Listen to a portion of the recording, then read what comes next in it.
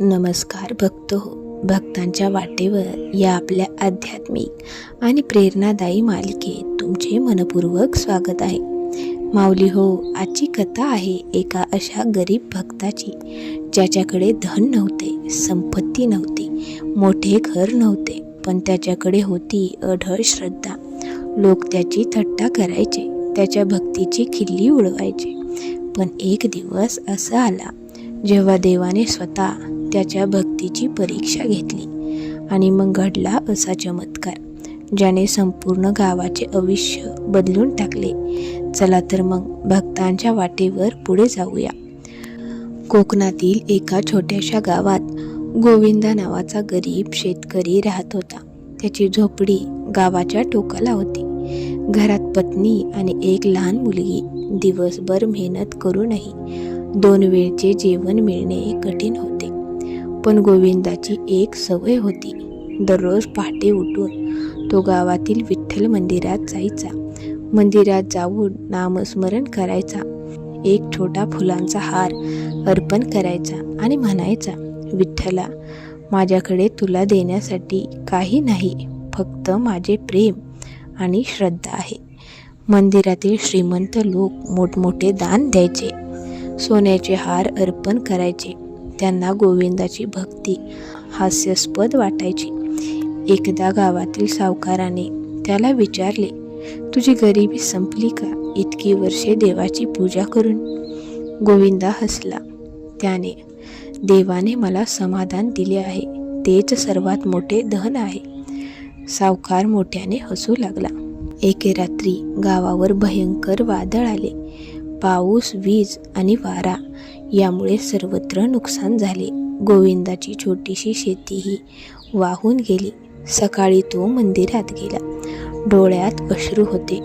विठ्ठला, आता माझ्याकडे काहीच उरले नाही. पण तरीही त्याने विठ्ठलाचे नामस्मरण केले. त्या रात्री त्याला एक विलक्षण स्वप्न पडले. विठ्ठल त्याच्या समोर उभा होता. घाबरू नकोस गोविंदा, उद्या सूर्योदयापूर्वी जुन्या वडाच्या झाडाजवळ जा. गोविंदा जागा झाला. पहाटे तो वडाच्या झाडाकडे गेला. तेथे त्याला एक जुनी लोखंडी पेटी दिसली. पेटी उघडल्यावर काही जुनी नाणी आणि एक चिठ्ठी होती. चिठ्ठीत लिहिले होते, हे धन गरजूंना मदत करण्यासाठी वापर. गोविंदाने ते धन स्वतःसाठी न वापरता गावातील गरीब लोकांना मदत केली. गावकरी आश्चर्यचकित झाले. काही दिवसांनी जिल्ह्यातील एका मोठ्या उद्योगपतीला गोविंदाची कथा समजली. तो स्वतः गावात आला. त्याने गोविंदाच्या प्रामाणिकपणाची परीक्षा घेतली. गोविंदा प्रत्येक परीक्षेत यशस्वी झाला. उद्योगपती इतका प्रभावित झाला की त्याने गोविंदाला मोठी जमीन आणि रोजगाराची संधी दिली. काही वर्षात गोविंदा श्रीमंत झाला, पण त्याची भक्ती बदलली नाही. तो अजूनही पहाटे मंदिरात जाऊन विठ्ठलाला म्हणायचा, देवा, माझे धन तू नाहीच दिलेस, तू मला योग्य मार्ग दिलास.